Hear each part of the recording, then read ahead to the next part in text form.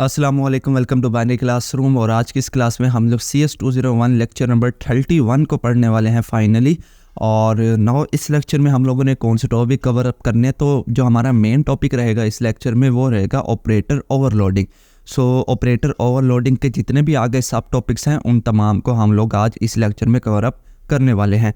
सो इससे पहले भी हम लोग जो बाकी लेक्चर्स हैं फाइनल टर्म्स के आपके, उसकी भी वीडियोस हम लोग बना चुके हैं। तो किसी ने अगर बिल फर्ज वो वीडियोस नहीं वॉच की, डायरेक्ट इसी वीडियो पे आ रहे हैं, तो नीचे डिस्क्रिप्शन में आप लोगों को मुकम्मल प्लेलिस्ट का लिंक मिल रहा होगा, तो वहाँ से जाके आप लोग फाइनल टर्म्स के मज़ीद भी लेक्चर्स को आप लोग एक्सेस कर सकते हैं।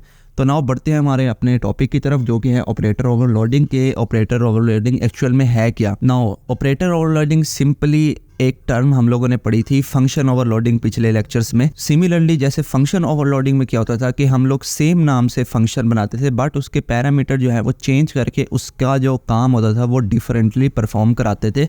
उसको हम लोग कहा था कि वो है function overloading. Similarly operator overloading भी इसी तरह ही है कि अगर हम लोग एक ऑपरेशंस को, यानी कि उसके अंदर जो ऑपरेटर परफॉर्म हो रहा है उसको ही चेंज कर दें, तो ऐसे ऑपरेटर बोला जाता है operator overloading.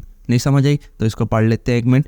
To assign more than one operations on an operator, एक ऑपरेटर पर एक से ज़्यादा ऑपरेशंस अगर हम असाइन कर दें तो ऐसे ऑपरेटर को बोला जाता है operator overloading. Operator overloading is one of the best feature in C++। By overloading the operators we can give additional meanings to the operators like plus, minus, multiply, this etc। So operator overloading हमारे पास सबसे अच्छा feature है। ये हमारे पास ना जो हमारे लाइंस ऑफ कोड होते हैं ना, इसको बहुत मेंटेन रखने का काम होता है। मतलब कि एक आप लोगों ने मल्टीपल ऑपरेशंस परफॉर्म कराने और कैसा हो कि आप लोग उसको सिंगल ही ऑपरेटर से परफॉर्म करा लें, तो ऐसे हो सकता है ना। अगर आप लोगों के पास मिसाल के तौर पे 50 वेरिएबल्स को जमा कराना है, तो कैसा हो कि आप लोग सिर्फ एक ही प्लस के सिंबल से उन 50 वेरिएबल्स को जमा कर दें। इसी चीज़ को बोला जाता है ऑपरेटर ओवरलोडिंग। वैसे क्या होता था कि आप लोग वेरिएबल नंबर 1 लिखते, फिर प्लस का सिंबल लगाते, फिर वेरिएबल 2, फिर प्लस का सिंबल, फिर वेरिएबल 3, फिर प्लस का सिंबल, इसी तरह 50 मरतबा आपको करना पड़ता। बट वही काम अगर ऑपरेटर ओवरलोडिंग की मदद से किया जाए तो आप लोग सिंगल प्लस ऑपरेटर की मदद से सारे आप लोग अपने वेरिएबल्स को जमा करा सकते हैं। तो इसका सिंटैक्स कुछ इस तरह से है।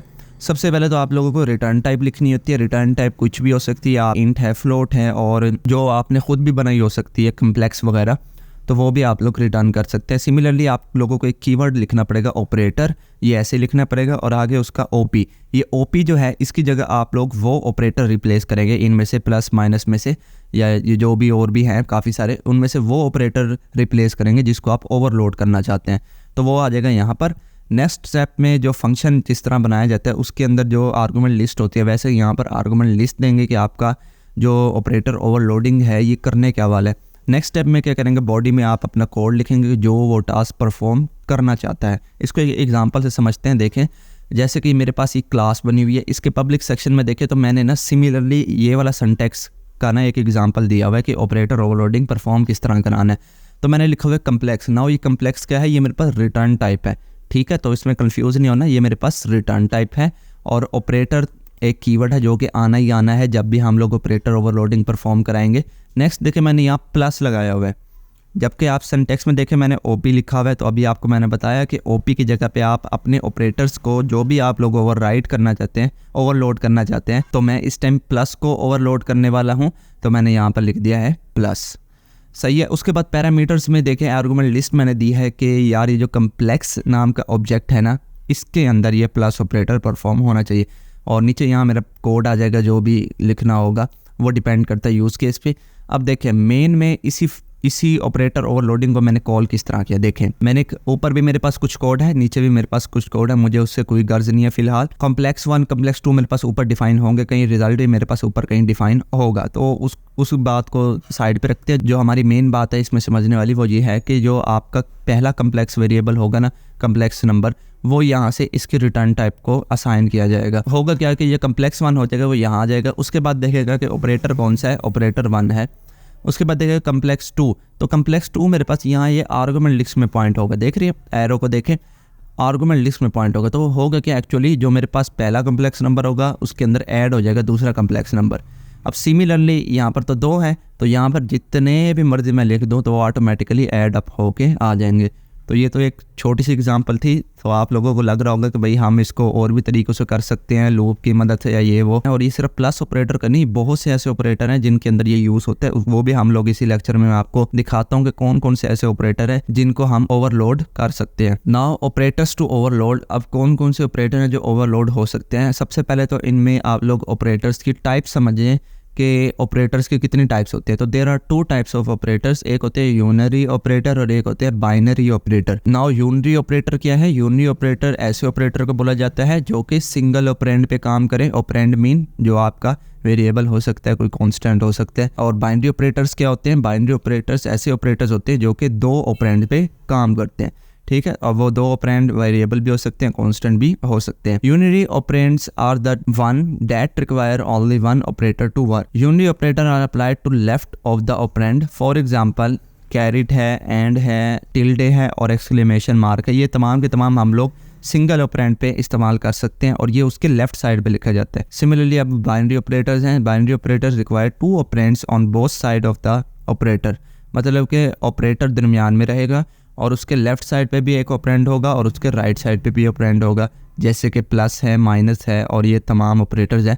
अब देखें प्लस की अगर एग्जांपल लें तो वेरिएबल 1 जो है वो प्लस के लेफ्ट साइड पे होगा, वेरिएबल 2 जो है वो ऑपरेटर के राइट साइड पे होगा और दरमियान में जो है मेरा ऑपरेटर होगा यानी कि प्लस होगा। अब ये कुछ मेरे पास ऑपरेटर हैं जिनको ओवरलोड किया जा सकता है। जो पहला टेबल आप लोग देख रहे हैं ये वो ऑपरेटर्स हैं जिनको ओवरलोड किया जा सकता है, जबकि जो नीचे छोटा सा आप लोगों को टेबल नज़र आ रहा है ये वो ऑपरेटर है जिनको ओवरलोड नहीं किया जा सकता। जिनको ओवरलोड किया जा सकता है कि उनकी तो लिस्ट काफ़ी बड़ी है, तो ये आप लोग यहाँ से वीडियो को पॉज करके देख सकते हैं। और जिनको नहीं किया जा सकता उनमें से ये है, एक है डॉट ऑपरेटर, एक मेरे पास ये कॉलन वाला ऑपरेटर है, स्कोप रेजोल्यूशन है, पॉइंटर है। सिमिलरली हमारे पास क्वेश्चन मार्क है, टर्नरी ऑपरेटर से बोला जाता है। और सिमिलरली एक साइज ऑफ जो हमारे पास ऑपरेटर है, ये इनको ओवरलोड नहीं किया जा सकता। नाउ एक लास्ट टॉपिक है इसका, non member operator function. Non member operator function क्या होते हैं? एक्चुअली आपके जो नॉन मेंबर फंक्शंस होते हैं ना, नॉन मेंबर फंक्शन, उनको आपके प्राइवेट डाटा में एक्सेस नहीं होती।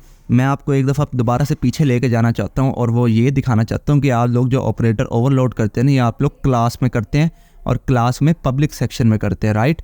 तो ये आप लोग ज़रा एक मिनट बात याद रखें। और अब जो मैं आपको बात बताना चाहता हूँ वो ये है, जो नॉन मेंबर्स फंक्शन होते हैं उनको आपके क्लास के प्राइवेट डाटा का एक्सेस नहीं होता। और ये हम बात जब से हम लोगों ने ऑब्जेक्ट ओरिएंटेड प्रोग्रामिंग स्टार्ट की है अपने लेक्चर सीरीज़ में, तो मैं ये आपको शुरू दिन से बताता आ रहा हूँ कि यहाँ पर जो प्राइवेट डाटा होता है उसको आप एक्सेस नहीं कर पाते, ठीक है। सो अब एक्सेस नहीं कर पाते, तो अगर हमने उसमें ऑपरेटर ओवरलोडिंग करानी है तो हम वो किस तरह कराएंगे? तो उसको कराने का सिंपली तरीका ये है कि आप लोग उस क्लास को फ्रेंड क्लास बनाएं या फ्रेंड फंक्शन बना दें, तो देन आप लोग उसको यूज़ कर पाएंगे। तो इसी चीज़ को बोला जाता है non member operator function. Non member function does not have access to the private data of that class. किसी भी क्लास के प्राइवेट डाटा को एक्सेस नहीं किया जा सकता नॉन मेंबर फंक्शन के ज़रिए। This means that an operator overload function must be made a friend function. इसका मतलब यह है कि ऑपरेटर ओवरलोडिंग जो फंक्शन आप लोग बनाएंगे उसको आप लोगों ने फ्रेंड फंक्शन बनाना है अगर आप लोग if it require access to the private member of the class, अगर आप लोगों को क्लास के प्राइवेट मेंबर को एक्सेस करना है। तो ये कहलाता है कि नॉन मेंबर ऑपरेटर फंक्शन। अब एक छोटा सा शॉर्ट क्वेश्चन है, वो आपको मैं हैंड्स आउट में से दिखा देता हूँ। और वो शॉर्ट क्वेश्चन ये है कि रिस्ट्रिक्शंस ऑन ऑपरेटर ओवरलोडिंग। तो ये आप लोगों ने पढ़ लेना। इसके अंदर ना सिंपली यही है कि ऑपरेटर ओवरलोडिंग जो है वो क्लास के अंदर ही की जाती है, ऐसे बाहर नहीं की जाती। तो अभी मैंने आपको दिखा भी दिया एग्जांपल। बाकी भी इसके छोटे छोटे 2-4 पॉइंट है, वो ये कि मुख्तलिफ लैंग्वेजेस में ऑपरेटर ओवरलोडिंग किस तरह से की जाती है, C++ में किस तरह की जाती है। कहीं पर यहाँ इंट आ जाता है, कहीं पे प्रेसिडेंस का इशू आ जाता है। तो वो चीज़ें हैं जो रिस्ट्रिक्शंस इसमें क्रिएट करते हैं। Associativity is one of the most important factor. ये लास्ट वाला पॉइंट है, इसको भी रीड कीजिएगा। तो ये आपके 4-5 पॉइंट है जो आपको इस हैंड आउट में से रीड करने हैं। तो आई होप आप लोगों को ये वीडियो पसंद आएगा। अगर पसंद है तो वीडियो को लाइक करके चैनल को सब्सक्राइब कर दें। मिलते हैं किसी नेक्स्ट वीडियो में, तब तक के लिए।